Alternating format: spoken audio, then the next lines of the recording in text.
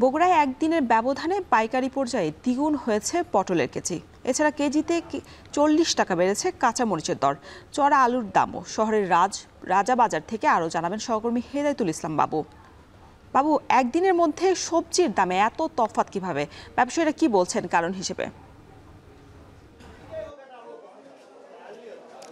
রওশন, বগুড়া শহরের যে রাজা বাজার, এই বাজারটিতে মূলত সেই ভোর থেকেই কৃষকরা তাদের বিভিন্ন উৎপাদিত যে সবজি সেগুলো এই বাজারে নিয়ে আসেন। নিয়ে আসার পরে তারা পাইকারিতে প্রথমে বিক্রি হয়, এরপর পাইকারদের কাছ থেকে কেনার পর একই বাজারে আবার খুচরা পর্যায়ে একই পণ্য বিক্রি হয়। তবে আমরা পাইকারি পর্যায়ে আজকে যেটি দেখেছি যে বেগুন, কাঁচামরিচ, পটল সহ পেঁয়াজ, বেশ কিছু কাঁচা তরিতরকারির দাম কিন্তু বেশ বেড়েছে।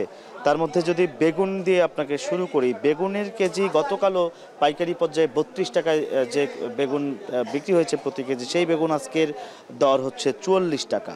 কাঁচামরিচ 140 টাকা ছিল, সেটি এখন প্রতি কেজিতে 40 টাকা বেড়ে পাইকারি পর্যায়ে বিক্রি হচ্ছে 180 টাকা কেজিতে। তার মধ্যে পটল দ্বিগুণ হয়েছে, যেটি 20 টাকা ছিল সেটি এখন ভালো মানের পটল আসলে 40 টাকার নিচে পাইকারি পর্যায়ে পাওয়া যাচ্ছে না।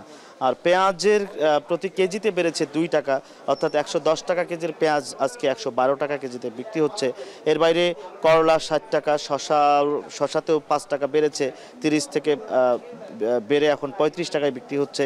আবার আলু সেটিও হল্যান্ড আলু, সেটি তো কেজিতে 2 টাকা বেড়েছে, 52 টাকার আলু আজকে 54 টাকায় বিক্রি হচ্ছে। মুখী কচু 45 টাকা, পেঁপে 20 এবং রসুন বিক্রি হচ্ছে 170 থেকে 200 টাকা প্রতি কেজি, আর আদার কেজি আজকে 230 টাকা।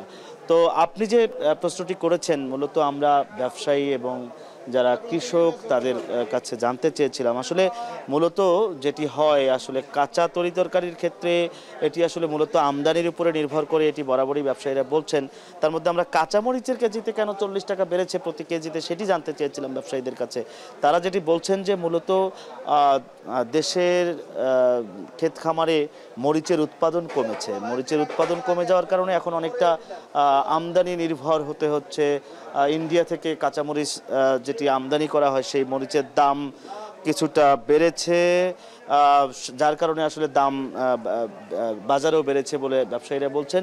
মূলত কাঁচা তরিতরকারির ক্ষেত্রে যেটা হয় যে সরবরাহ বেশি হলে দাম কমে যায়, আবার সরবরাহ কমে গেলে দাম বেড়ে যায়, ঠিক সেই সূত্রটাই বলছেন ব্যবসায়ীরা।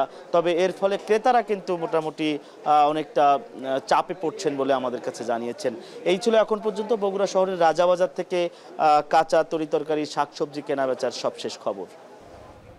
বগুড়ার কাঁচা বাজারের সবশেষ পরিস্থিতি জানাচ্ছিলেন সহকর্মী হেদায়েতুল ইসলাম বাবু।